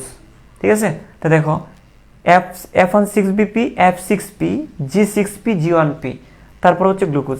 এবং এই F6P আর হচ্ছে G3P এই দুটো জিনিস মিলে আবার দুটো জিনিস তৈরি হচ্ছে, একটা হচ্ছে X5P আর হচ্ছে E4P। মানে X5P থেকে আবার কি হচ্ছে R5P, এই R5P থেকে আবার R15BP হচ্ছে। মানে কীভাবে হচ্ছে এটা এক্সপ্লেনেশনটা দিব, তোমরা জাস্ট এইটা বারবার তোমাদের পড়তে হবে, সেটা কী পড়তে হবে, তোমাকে কোনটার মিনিংটা কী, এবং তুমি এটা ওই যে মোবাইল নাম্বারের মতো করে জিনিসটা শিখতে হবে। দেখো দেখো জিনিসটা এরকম, কার্বন ডাইঅক্সাইড প্রথম আয়রন 5 বিপির সাথে যুক্ত হয়, তারপর অস্থায়ী কিটো অ্যাসিড তৈরি হয়। ওই অস্থায়ী কিটো অ্যাসিডটা খেয়াল করো, আবার এই অস্থায়ী কিটো অ্যাসিডটা ভেঙে গিয়ে 3PGA তৈরি হয়। 3PGAটা আবার ভেঙে গিয়ে কী তৈরি হবে, 13BPGA। এই 3PGA তৈরি হয়, 3PGA থেকে আবার কী হবে, 13BPGA। 13BPGA থেকে কী হবে, একটা G3P আর একটা DA3P, দুটো একসাথে তৈরি হবে। এই G3P আর DA3P মিলে যেটা হবে সেটা হচ্ছে F16BP, আর F16BP থেকে হবে F6P, F6P থেকে হবে G6P, G6P থেকে G1P, তারপর গ্লুকোজ। এদিক দিয়ে আবার F6P, এই G3P আর F6P আবার মিলিত হয়ে E4P তৈরি হয়। এখন বলতে পারো স্যার এই দুইটা মিলিয়ে হয়ে তো এটা হয়ে গেছে, এটা থেকে তো এইটা হবে, এইটা থেকে এইটা হবে, তারপর এইটা থেকে এটা কীভাবে হচ্ছে, কারণ এখানে অনেকগুলো আছে। F6P এখানে একসাথে অনেকগুলো তৈরি হয়, কিছু এদিকে যাবে, কিছু এদিকে আবার ফেরত আসবে। মানে এই জিনিসগুলো আসলে অনেক বেশি জটিল, এবং এই জটিল জিনিসগুলো সহজভাবে বোঝানোর জন্য এই জিনিসগুলো দেওয়া হয়েছে। জাস্ট তোমরা এতটুকু মাথায় রাখো যে কোনটা থেকে কোনটা তৈরি হচ্ছে, কীভাবে হচ্ছে সেটা আমি একটু পরে বলবো। তা দেখো পুরো জিনিসটা আমার সাথে না, তোমার মিনিমাম তুমি যদি একটু খেয়াল করে ধৈর্য ধরে তুমি 5টা বার পড়তে পারো, 5 বার একটু মনোযোগ দিয়ে পড়ে, তো তোমার কিন্তু মুখস্থ হয়ে যাবে আলটিমেটলি। তারপর আমি আবার একটু বলছি লাস্ট টাইম, প্রথম কথা হচ্ছে যে কি, তোমরা বোর্ডে দেখো আমি কি বলতেছি, সেটা হচ্ছে কার্বন ডাইঅক্সাইডটা প্রথমে আয়রন 5 বিপির সাথে যুক্ত হয়, তারপর প্রথমে অস্থায়ী কিটো অ্যাসিড তৈরি হবে, অস্থায়ী কিটো অ্যাসিড থেকে ভেঙে গিয়ে 3-ফসফোগ্লিসারিক অ্যাসিড 3PGA তৈরি হবে, 3PGA থেকে 13BPGA, 13BPGA থেকে G3P, DA3P, G3P আর DA3P থেকে F16BP, তারপর F6P, তারপর G6P, তারপর হচ্ছে G1P, তারপর হচ্ছে G মানে গ্লুকোজ। তারপরে এদিকে আমরা একটু পিছনের দিকে যাই, একটা হচ্ছে কি G3P আর হচ্ছে কি G3P আর হচ্ছে F6P, এই দুজনে মিলে আবার তৈরি করবে X5P, এবং একই সাথে তৈরি হবে E4P। ঠিক আছে, X5Pটা আবার তৈরি হবে কি, X5P থেকে তৈরি হবে আবার রাইবোলোজ মানে R5P। এইটা আমরা এইভাবে আমরা এই জিনিসগুলো পড়বো। এখন এক্সপ্লেনেশনটা যখন আমরা বুঝে যাব, খেয়াল করো, হ্যাঁ দেখো এই এখন যেটা হচ্ছে, এখন অলরেডি যেটা হচ্ছে আমরা যে জিনিসটা খেয়াল করি, এই জায়গাগুলো তোমরা অলরেডি হয়তো বা জানো এই নামগুলো, কারণ এই নামগুলো কিছু কিছু জিনিস কিন্তু ক্লাস 9-10-এও ছিল, এটা আগের সিলেবাসে ছিল। অনেকেই আবার একটু ডিটেল পড়তে গিয়ে আবার 9-10-এ হয়তো অনেকে পড়েছ। দেখো জিনিসটা হচ্ছে যে আমি যেটা বলতেছি, জাস্ট এই জায়গাটা খেয়াল করো, এই যে দেখো এই জায়গাটা খেয়াল করো, এই নামগুলো আমাদের মোটামুটি পরিচিত বা আমরা মোটামুটি পারবো, বা এটা আমরা একটু খেয়াল করলেই নামগুলো কিন্তু সহজেই পারবো। কিন্তু যেটা হচ্ছে যে কোনটার পর কোনটা সেটা আমরা মনে রাখতে পারি না। এই তো এই জিনিসটা এই জন্য হচ্ছে যে এটা থেকে এটা কিন্তু খুব একটা প্যারা নাই, তুমি যদি খেয়াল করো তাহলে আমরা এই জিনিসটা আগে মাথায় রাখবো, তারপর আমরা এই জিনিসগুলো করবো। হ্যাঁ, এখন যে জিনিসটা করবো আমরা একটু এক্সপ্লেন করবো যে জিনিসটা আসলে হচ্ছেটা কি, যে কার্বন ডাইঅক্সাইডটা একটা যৌগের সাথে যুক্ত হয়, যৌগটার নাম হচ্ছে রাইবোলোজ 1,5-বিসফসফেট। কার্বন ডাইঅক্সাইডটা আয়রন 5 বিপির সাথে, কার্বন ডাইঅক্সাইডটা প্রথম কার সাথে যুক্ত হয়, রাইবোলোজ 1,5-বিসফসফেট। দেখো এই যৌগটা হচ্ছে 5 কার্বনের, কয় কার্বনের, দেখো এই যৌগটা হচ্ছে 5 কার্বনের, এটা হচ্ছে 5 কার্বনের, আয়রন 5 বিপি এটা 5 কার্বনের। তা আমি যদি এটা এইভাবে দেখাই, খেয়াল করো এই জিনিসগুলো যদি আরও ডিটেইলি বুঝতে চাই, সেটা কিন্তু আমাদের, আমি আবার বলছি, এটা কোষ রসায়ন চ্যাপ্টারটা পড়তে হবে। তারপরেও সংক্ষিপ্তের মধ্যেই আমরা একটু ব্যাখ্যা দেওয়ার চেষ্টা করছি। দেখো সেটা হচ্ছে কি, যে আয়রন 5 বিপি এখানে তো 5টা কার্বন, এখানে কয়টা কার্বন আছে, 5টা না। এখন আমি যদি আমি বললাম যে এখানে 5 কার্বনের যৌগটা, কয় কার্বনের, 5 কার্বনের। তো এই 5 কার্বনের যৌগটা আমি এইভাবে জাস্ট মূল জিনিসটা আমি তোমাদেরকে দেখাচ্ছি। তো এই যৌগটার মধ্যে 5টা কার্বন আছে, কয়টা কার্বন, 1 2 3 4 5, 5টা কার্বন। ঠিক আছে, এখন এই 5 কার্বনের এই যৌগটা আয়রন 5 বিপি, এটার মানে কি, কারণ 5 কার্বনের এই যৌগটার 1 নম্বর কার্বনে একটা ফসফেট, 5 নম্বর কার্বনে একটা ফসফেট। ঠিক আছে, আয়রন 5 বিপিটা কি, সেটা হচ্ছে আয়রন 5 বিপিটা হচ্ছে 5 কার্বনের একটা যৌগ, যার 1 নম্বর কার্বনে একটা ফসফেট আছে, যার 5 নম্বর কার্বনে একটা ফসফেট আছে, যার কারণে নামটা হচ্ছে রাইবোলোজ 1,5-বিসফসফেট মানে বাইফসফেট। তো এই যৌগটা রাইবোলোজ, এটার 1 এবং 5 দুইটা ফসফেট, তাই রাইবোলোজ 1 আর 5-বিসফসফেট। ঠিক আছে, আচ্ছা এখন কথা হচ্ছে এই যৌগটার সাথে যখন কার্বন ডাইঅক্সাইড যুক্ত হবে, কার্বন ডাইঅক্সাইড মাঝখান দিয়ে ঢুকে যাবে। হ্যাঁ, কার্বন ডাইঅক্সাইড মাঝখান দিয়ে একটা কার্বন ডাইঅক্সাইড ঢুকে যাবে, এই কার্বন ঢুকবে, কার্বন ডাইঅক্সাইড তো কার্বন আছে, ওই কার্বনটা ঢুকবে। তো মোট কার্বন কয়টা হয়েছে দেখো তো, এখানে কিন্তু এটা 6 কার্বন হয়ে গেছে। অর্থাৎ এই যৌগটার সাথে যখন এই একটা কার্বন ডাইঅক্সাইডের মধ্যে তো একটা কার্বন, ওই 5টা কার্বন এখানে একটা কার্বন মিলে যে জিনিসটা হবে সেটা হবে 6টা কার্বন। তাহলে এই যে যৌগটা তৈরি হবে সেটা কি কয় কার্বন, 6 কার্বনের। এই যৌগটার সাথে এই যৌগটা যখন যুক্ত হবে তখন সেটা কি 6 কার্বনের একটা যৌগ তৈরি হয়েছে। কয় কার্বনের? 6 কার্বনের। এতটুকু ক্লিয়ার? হ্যাঁ, 6 কার্বনের। তাহলে দেখো, মানে একটা তো বুঝছো যে তুমি যে এই যৌগটা 5 কার্বনের এবং এটার সাথে 8 কার্বন যুক্ত হয়েছে জিনিসটা, এখন যে জিনিসটা তৈরি হয়েছে K2SE যেটা তৈরি হয়েছে সেটা হচ্ছে কিন্তু 6 কার্বনের। হ্যাঁ, আচ্ছা, এখন আমরা যে কাজটা করব, আমরা যেটা দেখবো এখন, এই যে 6 কার্বনের যে যৌগটা আমরা এইখানে আবার লিখতেছি, 6 কার্বনের যে যৌগটা, খেয়াল করো 6 কার্বনের যৌগটা, এই কার্বনটা কিন্তু মাঝখান দিয়ে ঢুকছিল কিন্তু, তাহলে 1 2 3 4 5 6, এখানে একটা ফসফেট, এখানে একটা ফসফেট। তো দেখো একটু খেয়াল করো, এখন দেখো জিনিসটা হচ্ছে 1 2 3 4 5 6, তাহলে এই কার্বনটা কিন্তু মাঝখান দিয়ে ঢুকছে। এখন যেটা হচ্ছে, আমরা যদি একটু করে খেয়াল করি যে এটা তো অস্থায়ী বলা হচ্ছে, মানে এটা খুব সাথে সাথে ভেঙে যাচ্ছে, তার মানে এটা ধরো এটা মাঝখান দিয়ে ভেঙে গেছে। খেয়াল করো, এই জিনিসটা মাঝখান দিয়ে ভেঙে গেছে। এখন এই জিনিসটা মাঝখান দিয়ে ভেঙে গেল। এখন ভেঙে যাওয়ার পরে এখন আমরা একটা জিনিস দেখতে পাচ্ছি, সেটা কি? সেটা হচ্ছে যে এখন দেখো, এটা তো 1 নম্বর, এটা 1 নম্বর, এটা 2 নম্বর, এখানে 3 নম্বর, ঠিক আছে? এবং এদিক দিয়ে যদি আমরা গুনি, এটা 1 নম্বর, এটা 2 নম্বর, এটা 3 নম্বর, ঠিক আছে? এটাকে কেন 1 নম্বর ধরছি? কারণ এখানে হচ্ছে যে এখানে জৈব অ্যাসিডের মূলকটা আছে। হ্যাঁ, এটা এই যে এখানে একটা অ্যাসিড মূলক আছে এবং এটা একটা কার্যকরী মূলক। হ্যাঁ, যারা জৈব রসায়ন পড়েছে তারা নিশ্চয়ই জানবা, কার্যকরী মূলক থেকে আমরা গোনা শুরু করি এবং এটাকে 1 নম্বর ধরে থাকি। তাহলে এখানেও একটা COH তৈরি হবে, এখানেও একটা COH তৈরি হবে, ঠিক আছে? এই জন্য আমরা এখান থেকে গুণে এদিকে যাব, এখান থেকে গুণে এদিকে যাব। তাহলে আমরা যেটা বুঝলাম যে এইটা আর এইটা মিলে যে যৌগটা তৈরি হয়েছে সেটা কিন্তু মাঝখান দিয়ে ভেঙে যায়। মাঝখান দিয়ে ভেঙে গিয়ে যে যৌগটা তৈরি হলো এটা এখন কি 3 ফসফোগ্লিসারিক অ্যাসিড। 3 নম্বর কার্বনে একটা ফসফেট যুক্ত অ্যাসিড, 3 ফসফোগ্লিসারিক অ্যাসিড। ঠিক একইভাবে এটারও 3 নম্বর কার্বনে একটা ফসফেট যুক্ত অ্যাসিড, এই হচ্ছে 3 ফসফোগ্লিসারিক অ্যাসিড। 3 নম্বর কার্বনে ফসফেট যুক্ত একটা গ্লিসারিক অ্যাসিড। আবার এখানেও খেয়াল করো 1 2 3, 3 নম্বর কার্বনে একটা ফসফেট যুক্ত গ্লিসারিক অ্যাসিড, ঠিক আছে? আশা করি তোমরা বুঝতে পেরেছো। তো এই যে দেখো, তাহলে আমরা বুঝলাম যে একটা K2SE ভাঙলে 2টা 3 ফসফোগ্লিসারিক অ্যাসিড তৈরি হবে। কয়টা তৈরি হবে? 2টি তৈরি হবে। তো আমরা বলতে পারি 2টি তৈরি হবে, 2টি। এবং এটা কয় কার্বনের হবে? প্রত্যেকটি কয় কার্বনের? প্রত্যেকটি হচ্ছে 3 কার্বনের। প্রত্যেকটা হচ্ছে 3 কার্বনের। হ্যাঁ, প্রত্যেকটা হচ্ছে 3 কার্বনের। প্রত্যেকটা কয় কার্বনের? 3 কার্বনের। ওকে, এখন আমরা যদি এই দিকে আসি, যে এই 3 ফসফোগ্লিসারিক অ্যাসিডের সাথে এখন এখান থেকে এটা তো সিম্পল, তোমরা বুঝবা। 3 ফসফোগ্লিসারিক অ্যাসিডের সাথে এখন দেখো এটার সাথে আরও একটা ফসফেট যুক্ত হয়েছে 1 নং কার্বনে। ক নং কার্বনে? 1 নং কার্বনে ধরো আরও একটা ফসফেট যুক্ত হয়েছে। এটা তো 3 ফসফোগ্লিসারিক অ্যাসিড না, 3 ফসফোগ্লিসারিক অ্যাসিড। এখন তার ওই 3 ফসফোগ্লিসারিক অ্যাসিডের 1 নং কার্বনে আরও একটা ফসফেট যুক্ত হয়েছে। তাহলে আমরা ফসফেট হয়ে গেলো কয়টা? এখন 2টা ফসফেট। তাহলে আমরা বলবো এখানে তো ছিল জাস্ট 3 নম্বরে একটা ফসফেট, এখন 1 নম্বরেও একটা, 3 নম্বরেও একটা, 1 নম্বরেও একটা, 3 নম্বরেও একটা, 2টা ফসফেট যুক্ত হবে, এই জন্য 1 3 20 ফসফেট বলবো আমরা। 1 3 20 ফসফেট, 1 3 20 ফসফোগ্লিসারিক অ্যাসিড, ঠিক আছে? আচ্ছা, এখন দেখো, এখন আমরা যে কাজটা করব, যে তাহলে এখানে দেখো এটাও তো, এখানে যেহেতু 2টি, তাহলে এখানেও কয়টি হবে? এখানেও তো মূলত 2টি হবে, তাই না? এখন কথা হচ্ছে এই যে 2টি, দেখো 2টি আবার এই 2টি, এই যে 1 3 20 ফসফোগ্লিসারিক অ্যাসিড যেটা দেখতেছো, 1 3 20 ফসফোগ্লিসারিক অ্যাসিড থেকে আবার 2টা জিনিস তৈরি হবে। এই 1 3 20 ফসফোগ্লিসারিক 2 অণু আছে না, এখানে 2টি অণু। হ্যাঁ, 2 অণু আছে। তো 2 অণু থেকে 2 অণুটা 2 রকম হবে। একটা 1 অণু হয়ে যাবে গ্লিসারলডিহাইড 3 ফসফেট, আর এক অণু হয়ে যাবে ডাইহাইড্রক্সি অ্যাসিটোন। তাহলে একটা হয়ে যাবে কি গ্লিসারলডিহাইড 3 ফসফেট, তাহলে একটা থেকে হবে গ্লিসারলডিহাইড, মানে এখানে হচ্ছে 3 ফসফোগ্লিসারিক অ্যাসিড, তো এটা হচ্ছে গ্লিসারিক অ্যাসিড, এখান থেকে হবে গ্লিসারলডিহাইড।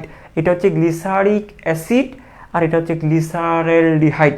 তাহলে এটা অ্যাসিড, এটা অ্যালডিহাইড। তাহলে মনে করো যে এখানে তো 1 3 20 ফসফোগ্লিসারিক তো 2 অণু আছে, তাহলে 1 3 20 ফসফোগ্লিসারিক অ্যাসিড থেকে হবে গ্লিসারলডিহাইড।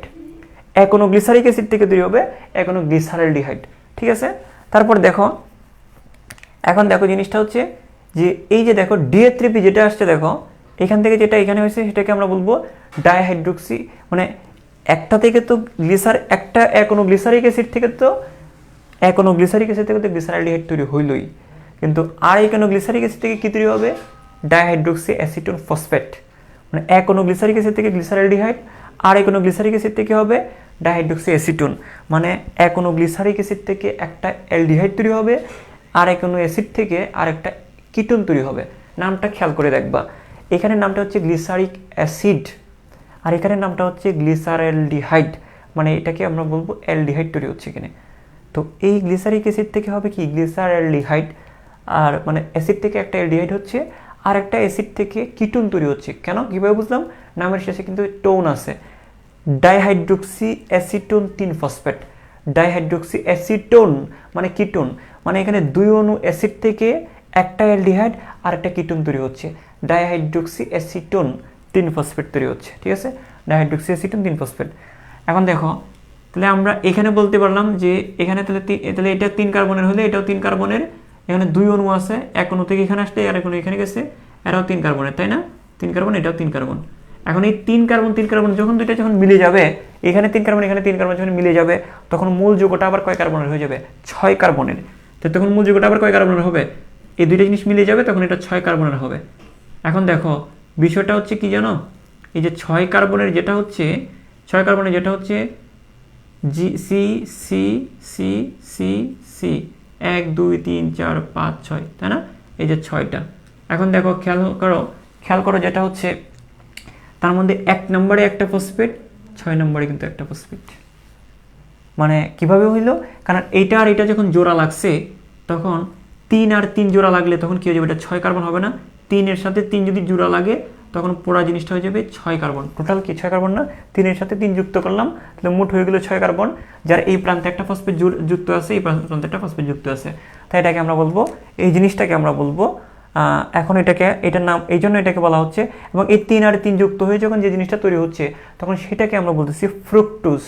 তখন সেটাকে আমরা কি বলতেছি? ফ্রুক্টোজ। তাহলে এই জন্য ফ্রুক্টোজটা 6 কার্বনের, কারণ এই 3 মিলে যেটা তৈরি হচ্ছে দেখতেছো 6 কার্বন, আর 6 কার্বন যেহেতু, আর এই জন্য আরেকটা জিনিস মনে রাখবা, এটা 16 কেন বললাম, কারণ তার 1 নম্বর কার্বন একটা ফসফেট, তার 6 নম্বর কার্বন একটা ফসফেট, 3 আর 3 মিলে যখন 6 হবে তখন একটা ফসফেট উপরে থাকবে আরেকটা, এই যে দেখো একটা ফসফেট উপরে থাকবে আর একটা ফসফেট নিচে থাকবে, উপরে মানে 1 নম্বরে থাকবে আর একটা ফসফেট একদম নিচে থাকবে, তার নাম কি হইলো 16 বিস ফসফেট। ঠিক আছে, 16 বিস ফসফেট। এখন তাহলে আমরা এই জিনিসটা বুঝছি। এখন 16 বিস ফসফেট থেকে যে খেয়াল করো, 16 বিস ফসফেট থেকে F6P মানে হচ্ছে কি, এখান থেকে একটা ফসফেট নাই, তাহলে দেখো একটা ফসফেট এখান থেকে কোত্থেকে যাবে গা, একটা ফসফেট 1 নম্বর থেকে সরে যাবে, সামহাও এটা কোথাও যাবে, এটা পরে দেখাবো। একটা ফসফেট এখান থেকে সরে গেল, তাহলে আমরা কি পাবো? F6P পাবো। এখন F6P থেকে আবার G6P হবে। তোমরা নিশ্চয়ই জানো যে এটা হচ্ছে ফ্রুক্টোজ, এটা হচ্ছে গ্লুকোজ, তো ফ্রুক্টোজ এবং গ্লুকোজ কিন্তু সমানও। তাহলে এই যে দেখো এই ফ্রুক্টোজটা যদি 6 কার্বনের হয়, তাহলে এটাও তো 6 কার্বনেরই হবে, এবং ফ্রুক্টোজ যদি 6 কার্বনের হয়, গ্লুকোজও কিন্তু কি হবে 6 কার্বনেরই হবে, তাই না? এটা আমরা জানি, এটা 6 কার্বনের হলে এটাও কিন্তু 6 কার্বনের। এখন আমরা যে জিনিসটা বলবো একটু খেয়াল করো, এখান থেকে যখন এখানে আসবো তখন G6P থেকে G1P তৈরি হবে। হ্যাঁ, G6P থেকে দেখো G6P থেকে G1P তৈরি হবে। এটা কিভাবে? এটা জিনিসটা হচ্ছে যে 6 নম্বর কার্বনের ফসফেটটা এখন শিফট করবে হচ্ছে 1 নম্বর কার্বনে, এই যে G1P 1 নম্বর কার্বনে আসবে, তারপর G মানেই তো গ্লুকোজ, তারপর আলটিমেটলি গ্লুকোজটা তৈরি হবে। ঠিক আছে, আমাদের এই জিনিসটা হচ্ছে, এখন আমরা এই জায়গাটাতে একটু ক্লিয়ার করি। এই জায়গায় যদি আসি, E4P এবং F6P, E4P মানে খেয়াল করো, আমি অলরেডি বলে ফেলছি যে দেখো, ও আচ্ছা এই জায়গায় আসি, আমরা এই জায়গায় আসি, যে এই যে দেখো এটা কিন্তু কয় কার্বনের? 3 নং, এটা কিন্তু 3 কার্বনের, তাই না? এটা কিন্তু 3 কার্বনের, এটা কিন্তু 6 কার্বনের, তো এটা 3 কার্বনের, এটা 6 কার্বনের। 3 আর 6 কার্বন যদি হয় তাহলে দুইটা মিলে কিন্তু হবে 9 কার্বন। এখন আমি বললাম না যে এটার সাথে আবার এটা মিশে যাচ্ছে, তাহলে এই 3 কার্বন আর এখানে আছে কয় কার্বন বলো? এখানে আছে 6 কার্বন। হ্যাঁ, এই যে দেখো, এই যে এখানে আছে 3 কার্বন, এখানে আছে 6 কার্বন, 3 আর 6 মিলে যে জিনিসটা তৈরি হচ্ছে সেটাকে আমরা বলবো 9 কার্বন। এই 9 কার্বনের যে যৌগটা একটু খেয়াল করো, 3 কার্বন আর 6 কার্বন মিলে যেটা হচ্ছে সেটা হচ্ছে 9 কার্বন। আর 9 কার্বনের যে যৌগটা, এই মানে 9 কার্বন না, এখানে আসলে 9 কার্বনের কোনো যৌগ তৈরি হবে না, বেসিক্যালি হবে, তোমরা জাস্ট এইভাবে চিন্তা করো, 3 আর 6 এদের মধ্যে ভেঙে গিয়ে আবার নতুন করে জিনিস তৈরি হয়েছে। সেটা কি?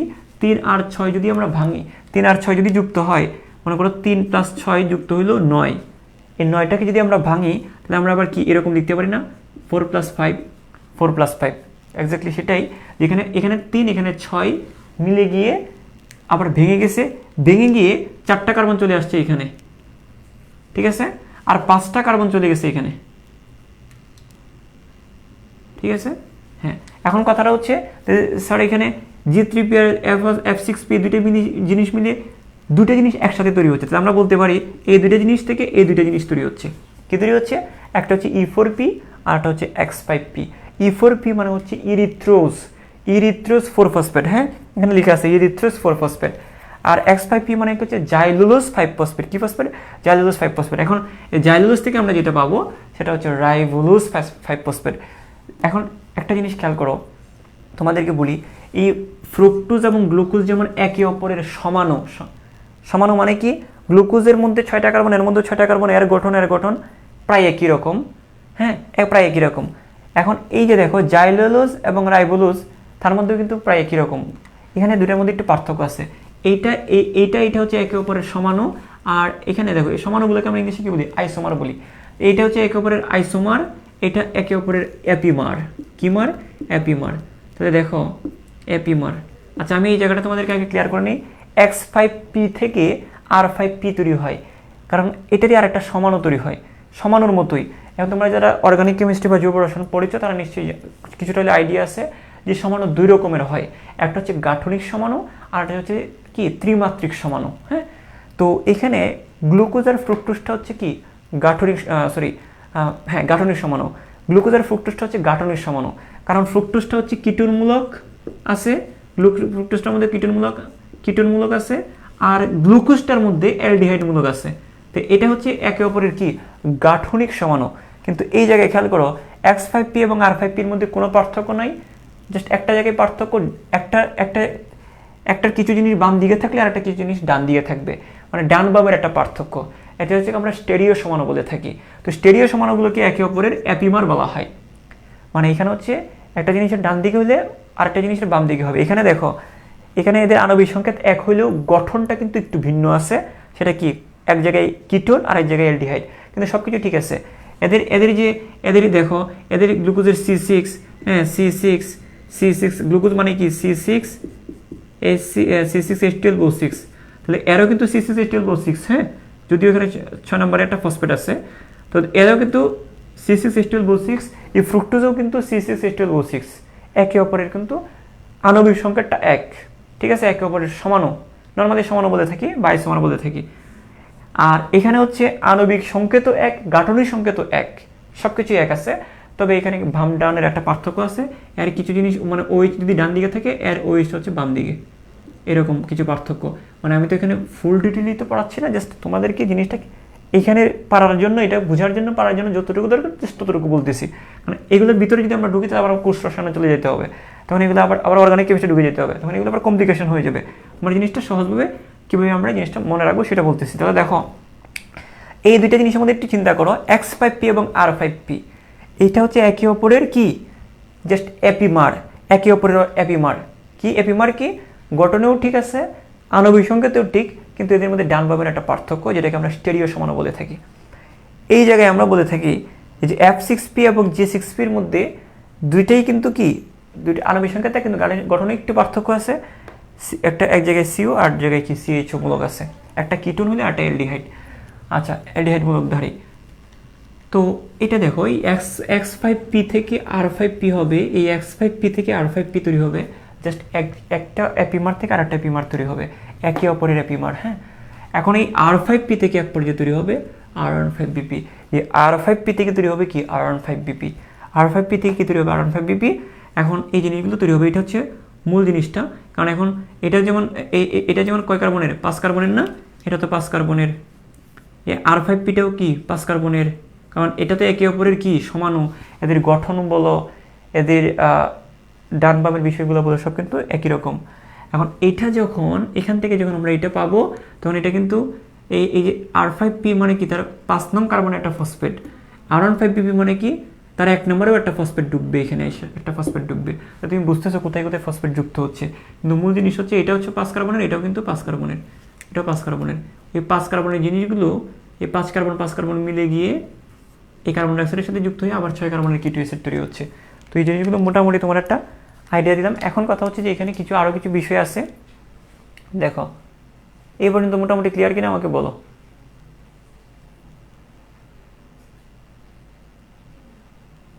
ঠিক আছে, একটু তাড়াতাড়ি করে জানাও যে এই পর্যন্ত মোটামুটি ক্লিয়ার কিনা। অর্থাৎ তোমরা জাস্ট এই জায়গাটা ক্লিয়ার করে নাও, তারপর হচ্ছে তোমরা যদি এক্সট্রাভাবে কোশ্চেন পড়তে চাও তাহলে তোমাদের কাছে একদম ওইভাবে যদি পড়তে পারো তাহলে তোমার কাছে একদম ক্লিয়ার হবে। আর হচ্ছে এখনও যেটা বুঝাইছি বা যে বেসিকটা দিচ্ছি ওইটা দিয়ে তুমি কিন্তু এই চ্যাপ্টার যেমনি প্রশ্নগুলো তুমি পারবা, উত্তর দিতে পারবা, ঠিক আছে। তো আয়রন 5 কার্বন অ্যাসিডের সাথে যুক্ত হয়ে তৈরি হবে কি অস্থায়ী কিটো অ্যাসিড, আনস্টেবল কিটো অ্যাসিড, এটা 6 কার্বনের। তারপর এই 6 কার্বনটা ভেঙে গিয়ে 2 টুকরা হয়ে যাবে, তখন প্রত্যেকটা হবে 3 কার্বনের, 2টি হবে, এটা হবে গ্লিসারিক অ্যাসিড। এই গ্লিসারিক অ্যাসিড থেকে আবার আর এইগুলোর সাথে এটা তো 3 কার্বনের 3 নম্বরে একটা ফসফেট আছে, তাই 3 ফসফো, যার 1 নম্বরে যদি একটা ফসফেট ঢুকে তাহলে কী হবে 1,3,20 ফসফোগ্লিসারিক অ্যাসিড। 1,3,20 ফসফোগ্লিসারিক অ্যাসিড থেকে কী হবে একটা G3P, একটা হচ্ছে কি DA3P। এখন G3P আর DA3P এই দুইটা জিনিস মিলে হবে F16BP, আর F16BP থেকে হবে F6P, F6P G6P, G6P G1P। এখন এই জিনিসগুলো হচ্ছে তুমি জাস্ট একটু বেসিকটা যদি একবার মাথায় ঢুকে যায় তুমি এটা পারবা। এবং এই দুইটা জিনিস মিলে যেটা হয় E4P থেকে X5P, X5 থেকে R5P, R5 থেকে R15BP, ঠিক আছে। আচ্ছা দেখো, হ্যাঁ তোমরা এই জায়গাটা এইভাবে একটু সিস্টেম করে পড়বা, একটু বুদ্ধি করে চলতে হবে, আর না হয় একটু সমস্যা। এখন আমরা যে জায়গাটা একটু এনজাইমের নামগুলো পড়বো, দুটো জিনিস পড়বো আমরা, কোথায় কোথায় ফসফেট যুক্ত হয় সেটা মুখস্থ করবো না, আমরা এখান থেকে বুঝে ফেলবো। দেখো একটা জিনিস খেয়াল করো, এখানে তোমরা একটা জিনিস নিশ্চয়ই খেয়াল করেছো অলরেডি, যে এই যে দেখো ফসফেট কোথায় কোথায় বাড়তেছে তোমরা কিন্তু অলরেডি বলতে পারবে। এই জায়গাটা দেখো, এই যে দেখো এখানে জাস্ট 3 নম্বর কার্বনে একটা ফসফেট, এখানে আরও একটা ফসফেট যুক্ত হয়েছে। এই ফসফেটগুলো আসে কোত্থেকে? এটা তো অন্ধকার পর্যায়ে না, এটা তো অন্ধকার পর্যায়ে, তাহলে আলোক পর্যায়ে এটিপি তৈরি হয়েছিল না? ওই যে আলোক পর্যায়ে কী তৈরি হয়েছিল? আলোক পর্যায়ে এটিপিটা তৈরি হয়েছিল না? ওই এটিপিটা এখানে আসবে, এই চক্রটার অবস্থায় সাহায্য করবে। বলছিলাম না এটিপি এনএডিপি এস্টের সাহায্যে গ্লুকোজ তৈরি হয়, এই যে এটিপিটা এখানে এসে সাহায্য করবে, ঠিক আছে। তো ওই এটিপিটা এখানে সাহায্য করবে, ওই এটিপি থেকে কী তৈরি হবে? ওই এটিপি থেকে খেয়াল করো একটু দেখো, তাহলে এই এটিপি খেয়াল করো, এটিপির মধ্যে কয়টা ফসফেট আছে দেখো তো? এটিপির মধ্যে 3টা ফসফেট আছে না? ওই 3টা ফসফেটের একটা ফসফেট একে দিবে, তখন এটা কি হয়ে যাবে? এটার 1 নম্বরে একটা ফসফেট বসবে, 1,3,20 ফসফোগ্লিসারিক হয়ে যাবে। তাহলে এই 3টা থেকে যদি একটা দেয়, থার্ড থাকবে হচ্ছে কি এডিপি, হ্যাঁ, অ্যাডিনোসিন ডাইফসফেট। এখন দেখো এই জিনিসটা একটু খেয়াল করো, এখন আমরা এই জায়গাটা দেখি যে আর কোথায় ফসফেট যুক্ত হয়েছে, তুমি বলো, দেখো না কোথায় বেড়ে গেছে সেটাই বুঝবা। এই যে দেখো R5P থেকে এই যে R15BP, এখানে একটা 5 নম্বরে একটা ফসফেট, এখানে আসলে 2টা ফসফেট, তাহলে এখানে একটা ফসফেট যুক্ত হয়েছে। তাহলে আমরা বলবো এটা কীভাবে দিব? এই যে দেখো আমরা কীভাবে দিব সেটা হচ্ছে এভাবে, যে এখানে তাহলে একটা ফসফেট যুক্ত হয়েছে, কোত্থেকে আসছে ফসফেটগুলো? ওই যে এটিপি থেকে। তাহলে আমরা লিখবো যে এটিপি থেকে আমরা কি লিখবো? এটিপি থেকে এডিপি, এই যে এটিপি থেকে এডিপি তৈরি হচ্ছে, ঠিক আছে। অ্যাডিনোসিন ট্রাইফসফেট থেকে অ্যাডিনোসিন ডাইফসফেট তৈরি হচ্ছে। মাঝখান দিয়ে কী হবে একটু খেয়াল করো, এটিপি থেকে এডিপি তৈরি হচ্ছে, মাঝখান দিয়ে কী হবে একটু বলো? যে এখানে একটা ফসফেট, এই ফসফেটের মানে এখানে তো 3টা ফসফেট, তার একটা ফসফেট এখানে ডুববে, দেবে R15 ফসফেট, ঠিক আছে। আচ্ছা আমরা আশা করি এই জিনিসটা পারবো এখন। তাহলে এতটুকু জিনিস তোমাদের ক্লিয়ার কিনা একটু করে জানো।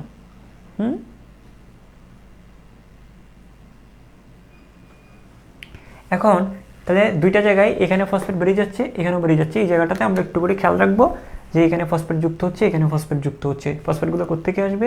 এটিপি থেকে। কারণ তুমি নিজেই বুঝবা, যদি ওই জিনিসগুলো মুখস্থ রাখতে পারো তুমি বুঝবা যে এখানে ফসফেট যুক্ত হচ্ছে, তাহলে এখানে ফসফেট যুক্ত হচ্ছে।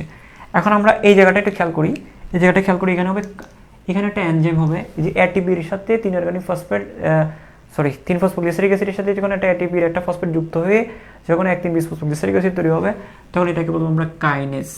এখানে একটা এনজাইম লাগে, একটা এনজাইম ব্যবহৃত হয়। তো সময় মনে রাখবা, তোমরা এইভাবে চিন্তা করতে পারো, এই 3 ফসফোগ্লিসারিক অ্যাসিডটা একটা ফসফেটকে খাচ্ছে, কাইনেজ, এটা খেয়ে নিচ্ছে, তাহলে এটাকে আমরা কি বলবো? কাইনেজ, হ্যাঁ, এটাকে আমরা বলবো কাইনেজ। আবার দেখো এর R5P থেকে R15BP তৈরি হওয়ার সময় এখানেও সে একটা ফসফেট খাচ্ছে, ওই খাচ্ছে দিয়ে আমরা মনে রাখবো একটা এনজাইম ব্যবহৃত হয় এখানে, এনজাইমটার নাম হচ্ছে কাইনেজ এনজাইম। তারপরে এখানে আরেকটা জিনিস খেয়াল করো, তাহলে তুমি এনজাইমের নামগুলো এইভাবে মনে রাখবা। আরেকটা জিনিস হচ্ছে দেখো, এই কার্বন ডাইঅক্সাইডটা যখন R15BPর সাথে যুক্ত হচ্ছে, তখন এই কার্বন ডাইঅক্সাইড যখন R15BPর সাথে যুক্ত হচ্ছে, তখন এই জায়গাটাতে একটা এনজাইম লাগে, এটা হচ্ছে রুবিস্কো এনজাইম। কি এনজাইম? Rubisco enzyme. রুবিস্কো, হ্যাঁ, রুবিস্কো এনজাইম। তো দেখো রুবিস্কো এনজাইমটা কিন্তু পৃথিবীর একটা গুরুত্বপূর্ণ এনজাইম, হ্যাঁ, সর্বাধিক গুরুত্বপূর্ণ বলা হয়ে থাকে অনেক সময়, সর্বাধিক গুরুত্বপূর্ণ এনজাইম।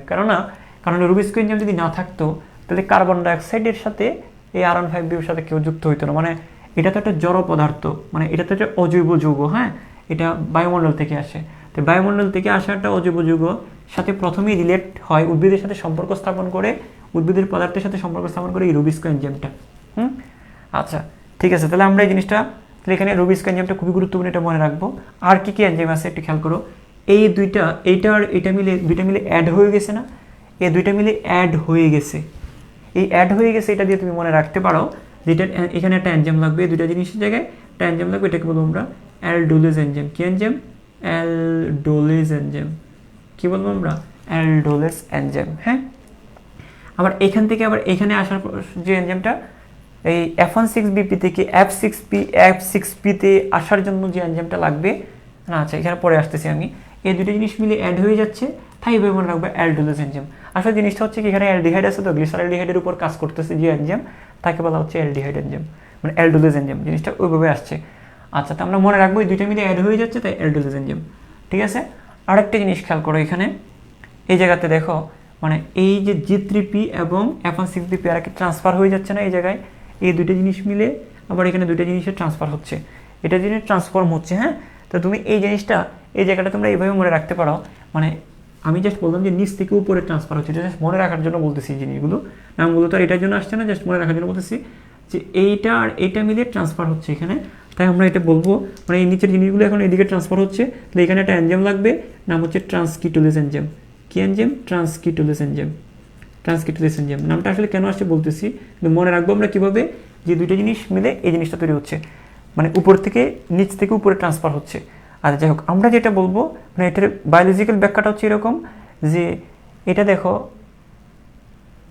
এই যে দেখো এখানে এই যে জাইলুলোজটা কিন্তু একদম কীটনমূলক, হ্যাঁ, এবং এই এনজাইমটা আমি যদি সংক্ষেপে যদি তোমাদেরকে বলি, এই এনজাইমটা থেকে কি একটা কীটনমূলক তৈরি হচ্ছে, বা এখানে জিনিসটা হচ্ছে এরকমভাবে চিন্তা করো, এই জিনিসটা হচ্ছে যে এখানে F6P এটাও কিন্তু একটা কীটনমূলক থেকে কিন্তু এই দুইটা পদার্থ তৈরি হচ্ছে, এই জন্য এটাকে বলা হয় ট্রান্সকিটোলিজ, মানে কীটনমূলকটা ট্রান্সফার হয়ে যাচ্ছে, যে তোমরা যদি সহজে বুঝতে চাও, ঠিক আছে। তাহলে এই জিনিসটা আমরা এইভাবে মনে রাখবো। আর কথাটা হচ্ছে ওইভাবে ওই ধরনের ব্যাখ্যাটা আসে না, তবে মূল জিনিসটা হচ্ছে যে কখন কোন এনজাইমটা ব্যবহৃত সেটাই ইনস্ট্যান্টলি বলে দিতে হবে তোমাকে। যেখানে একটা ফ্রুক্টোজ আছে, এখানে গ্লিসারিডের 3 ফসফেট আছে, দুইটা জিনিস থেকে তৈরি হবে কি ট্রান্সকিটোলিজ এনজাইম, ঠিক আছে। আচ্ছা, এখানে আর কিছু আছে? ওকে, আমরা হ্যাঁ আরেকটা জিনিস আছে, সেটা হচ্ছে আমরা একটা জিনিস খেয়াল করব, ওই যে দেখো এই যৌগটা থেকে যখন এই যৌগটা, এই দুইটা যৌগ তৈরি হবে, এখানে একটা, হ্যাঁ, এখন তোমরা অনেকেই বলতে পারো যে স্যার আপনি তো পড়াইছেন, আপনি তো কি পড়াইছেন যে এখানে আলোক পর্যায়ে তো শুধু এটিপি তৈরি হয় না, NADPH2 তৈরি হয়, তো এইটা কোথায় ব্যবহৃত হয়? এটা এই জায়গাটাতে ব্যবহৃত হবে, এই যে NADPH2টা এই জায়গাতে ব্যবহৃত হবে, NADPH2, হ্যাঁ, এই NADPH2টা এই যৌগগুলো থেকে যখন এটা আসবে তখন এটা তৈরি হবে, তাহলে NADPH2 থেকে NADPH2র হাইড্রোজেনগুলো এর ভিতরে ঢুকে যাবে, হ্যাঁ, তারপর এখানে থাকবে হচ্ছে কি NADPটা থাকবে। এন্ড কথা হচ্ছে স্যার এই জায়গায় এনজাইমটার নাম কি, এখানে তুমি মনে রাখতে পারো NADPDP, ডি শব্দটা দিয়ে তুমি মনে রাখতে পারো, এখানে একটা এনজাইম কাজ করবে, সেটার নাম হচ্ছে ডিহাইড্রোজিনেস এনজাইম। কি enzyme? Dehydrogenase enzyme, dehydrogenase enzyme, ঠিক আছে, ডিহাইড্রোজিনেস এনজাইম। তো আশা করি তোমাদের এই জিনিসগুলো মোটামুটি তোমাদের ক্লিয়ার হয়েছে, মোটামুটি না, মানে ও আচ্ছা, এখানে আরেকটা জিনিস তোমাদেরকে যেটা বুঝাইছিলাম, দেখো সেটা হচ্ছে যে এখানে বলছিলাম না যে এইটা আর এটা হচ্ছে আইসোমার মানে কি, শুধুমাত্র আণবিক সংখ্যাটা এক, গঠনটা ভিন্ন, একে অপরের আইসোমার। এখানে যে এনজাইমটা কাজ করবে এটা হচ্ছে আইসোমারেস এনজাইম, এখানে যে এনজাইমটা কাজ করবে এটা হচ্ছে আইসোমারেস এনজাইম, হ্যাঁ। আবার দেখো এখান থেকে খেয়াল করো, এখান থেকে এই জায়গায় যাওয়ার জন্য যে এনজাইমটা কাজ করবে এটাতে একে অপরের ইপিমার মানে কি, এপিমার মানে হচ্ছে গঠন এবং আণবিক সংখ্যা এক, কিন্তু ওই যে ডান বামের একটা পার্থক্য, স্টেরিও সমানের মতো, তো এটাকে একে অপরের যেহেতু এপিমার, এই জন্য এটাকে আমরা বলবো ইপিমারেস এনজাইম। কি বলবো আমরা? ইপিমারেস এনজাইম, একে বলবো আমরা ইপিমারেস এনজাইম, ঠিক আছে, এখানকার যে এনজাইমটা লাগবে। তো আশা করি জিনিসটা বুঝতে পেরেছ, মানে এনজাইমের নামগুলো মুখস্থ করতে যাবা না কখনো, তুমি কি করবা, R15BP K2AC 3PGA 13PPGA G3P DA3P F16BP F6P G6P G1P E4P X5P R5P R15BP, ঠিক আছে? তখন তুমি বুঝে যাবা যে এখানে ফসফেট কোনটা কোনটাতে ঢুকতেছে, কারণ তুমি তো এইগুলো যখন মুখস্থ বলবা তখন এই G3P 3PGA থেকে 13PPGA আসছে, তুমি কিভাবে আসছে তুমি বুঝেই যাচ্ছ একটা ফসফেট এখানে ডুবে যাচ্ছে, তার মানে এখানে ATP থেকে আসছে। মানে তুমি যদি কঙ্কালটা বুঝো, মানে কঙ্কাল সমীকরণ বা কঙ্কাল চেনটা যদি বুঝে ফেলতে পারো, তো তুমি ব্যাখ্যা তুমি বলে দিলাম এখন, কারণ 3PG আর 13PG এর পার্থক্য এখন বুঝে গেছো, কারণ এখানে একটা ফসফেট এর সাথে যুক্ত হয়েছে, ফসফেটটা আসছে থেকে নিশ্চয়ই ATP থেকে আসছে, আর ATP এখানে একটা ফসফেট খাইছে তাই এটা কাইনেজ এনজাইম, এখানেও সেম একটা ফসফেট এটা আসতে থেকে ATP থেকে আসছে, তো এনজাইমটার নাম কি কাইনেজ এনজাইম। অর্থাৎ তুমি যদি কঙ্কাল সমীকরণটা বুঝে যাও তাহলে তুমি কিন্তু ব্যাখ্যাটা তুমি দিয়ে দিতে পারবা, এবং ওই ব্যাখ্যাটাই তুমি জিনিসগুলো মনে রাখতে পারবা যে কখন ATP ব্যবহৃত হচ্ছে আর কখন কোন এনজাইম ব্যবহৃত হচ্ছে। ATP ব্যবহৃত হচ্ছে এবং যেখানে ATP ব্যবহৃত হচ্ছে সেখানেই কাইনেজ এনজাইম।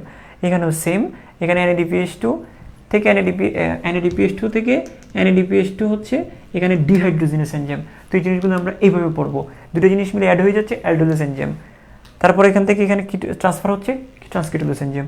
তো আমরা যদি এইভাবে যদি সেট করে নিতে পারি, এটা একে অপরের আইসোমার, এটা যে এনজাইম এটা আইসোমারেস এনজাইম, এটা একে অপরের ইপিমার, এদেরকে আমরা বলবো ইপিমারেস এনজাইম, ঠিক আছে? তো এটা হচ্ছে তুমি এনজাইমের নামগুলো কিন্তু এমসিকিউতে খুবই গুরুত্বপূর্ণ, এবং মেডিকেল ভর্তি পরীক্ষা বলো, ভার্সিটি অ্যাডমিশন বলো, তোমরা তো এখন তোমাদের এখন টার্গেটই হচ্ছে মেডিকেল এবং ভার্সিটি। এইচএসসি তো আসেই, কিন্তু এখন টার্গেট তোমরা খুব বেশি একটা সময় নাও পাইতে পারো, হ্যাঁ, এইচএসসি পরপরই হয়তো বা যদি এইচএসসি হয় পরপরই নিয়ে নিবা, আর এইচএসসি না হলে তো তোমার আরও সময় কম পাবা। তো জিনিসটা হচ্ছে তোমাকে জিনিসগুলো ওই চিন্তা করে পড়তে হবে যে তুমি ইনস্ট্যান্টলি উত্তরটা কীভাবে দিয়ে দিতে পারবা।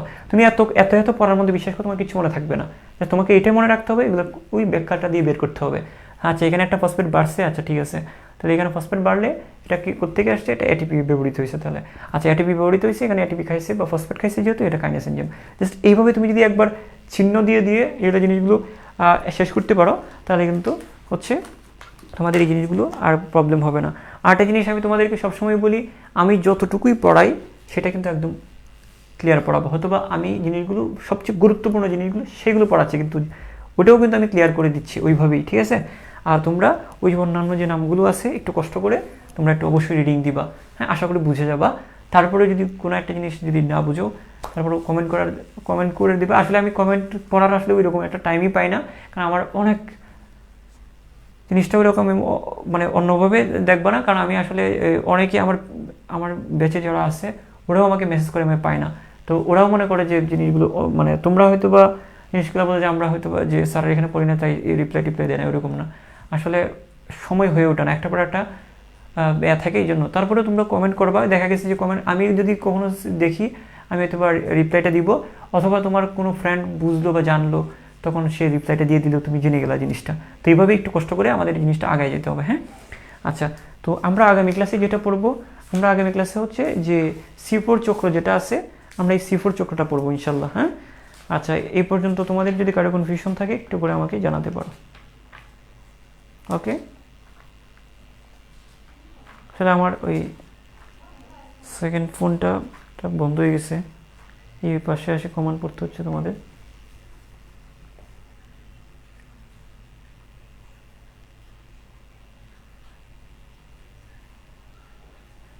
না, এখানে দেখো এখানে কিন্তু অনেক পদার্থ তৈরি হচ্ছে, E4P এর কোনো কাজ নেই আসলে। আমি যেটা বলছিলাম যে এখানে অনেক পদার্থই তৈরি হবে, একদিক দিয়ে কার্বন ডাইঅক্সাইড ঢুকবে আর একদিক দিয়ে গ্লুকোজ বের হয়ে যাবে।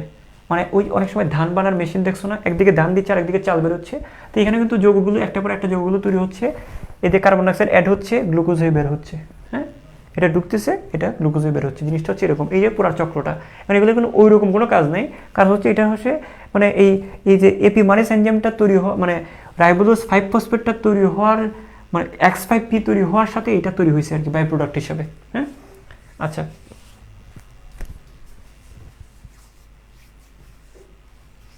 ওকে, তো সবাই ভালো থাকো, সুস্থ থাকো, এবং অবশ্যই তোমাদেরকে আবারও বলছি একটু ভালো করে চেষ্টা করে যাও। এখানে মেডিকেলে চান্স পাওয়া কিন্তু আহামরি কঠিন না, তুমি যদি পড়ো, তুমি গুছায় যদি সুন্দর করে পড়তে পারো, গুছায় সুন্দর করে পড়তে পারলে তুমি ব্যর্থ হবো না, এটা আমি বিশ্বাস করি, কারণ তার বড় প্রমাণ হচ্ছে আমি কিন্তু খুব একটা মেধাবী যে সেটাও না, কিন্তু আমি জিনিসগুলো টেকনিক্যালি আমি মনে রাখছি। তো তুমি যদি পড়ো এবং পরিশ্রম করছি, প্রচুর পড়ালেখা করছি, প্রচুর পড়াশোনা করছি, তো তুমি যদি পড়তে পারো যদি, তাহলে তুমি ব্যর্থ হবে না। আর তুমি নিজেই একসময় বুঝে যাবা, হ্যাঁ মেডিকেলে হয়তো আমার হতে পারে, তো নিজে এটা অনুভব করতে পারবা। ঠিক আছে? তো এই জিনিসটা, এই ফিলিংসটা নিয়ে আসো নিজের মধ্যে, এতটুকু পড়ালেখার মাধ্যমে এই কনফিডেন্সটা গ্রো করো।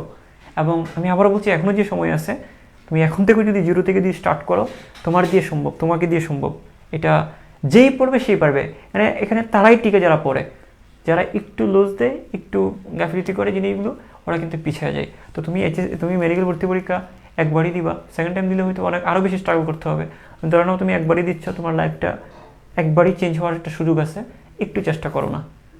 দেখো অনেক সময় কিন্তু দেখো বলাররা অনেক সময়, যারা ক্রিকেট বোলিং যারা করে, অনেক সময় কিন্তু বোলিং নিয়ন্ত্রণে আনতে পারে না, শত চেষ্টা করেও কিন্তু পারে না, প্রচুর পরিশ্রম কিন্তু পারে না, দল থেকে বাদ পড়ে। কিন্তু আমাদের পড়াশোনাটা কিন্তু এরকম একটা জিনিস, তুমি যদি পড়ো আজকে বলে কিন্তু কালকে কিন্তু রিভাইজ দিলে কিন্তু পেরে যাবা। মানে তুমি পরিশ্রম করলে তুমি রেজাল্টটা পাচ্ছ, এটা তোমার হাতে আছে, তোমার নিয়ন্ত্রণে আছে। কিন্তু অনেক কিছুই আছে যেগুলো অনেক হার্ডওয়ার্ক করে কিন্তু আমাদের হাতে নাই, আমাদের হাতে নিয়ে আসতে পারি না। তো এই জিনিসগুলো সবসময় মনে রাখবা এবং এই জিনিসগুলো চিন্তা করবা। তুমি হয়তো বা একটু কষ্ট হচ্ছে জিনিসগুলো, কিন্তু তুমি যদি নিজের মধ্যে একবার চিন্তা করো যে না আমি পড়লে পারবো, তো তুমি পারবা ইনশাল্লাহ। ঠিক আছে? তো সবাই ভালো থাকো, সুস্থ থাকো। আসসালামু আলাইকুম।